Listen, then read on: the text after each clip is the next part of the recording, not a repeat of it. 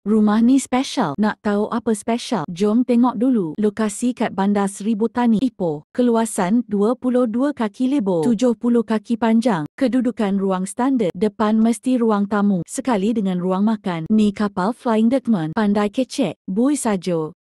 Bawah tangga ada stor. Bilik tidur bawah. Dapur siap kabinet vintage. Ada bilik air sebelah dapur.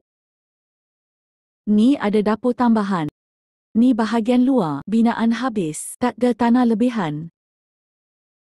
Jom lari tingkat atas pula. Ni ruang lepak santai, main gitar, buat tempat zumba poncun. Ada balkoni, tapi tak dapat keluar. Pintu kunci. Sebelah ni bilik tidur utama. Boleh keluar pergi balkoni juga, tapi pintu ni pun kunci. Ada bilik air siling tinggi kau. Ni bilik ketiga. Ini lah specialnya. Belakang rumah pun ada balkoni. Sliding door tak boleh buka. Kita pergi bilik sebelah.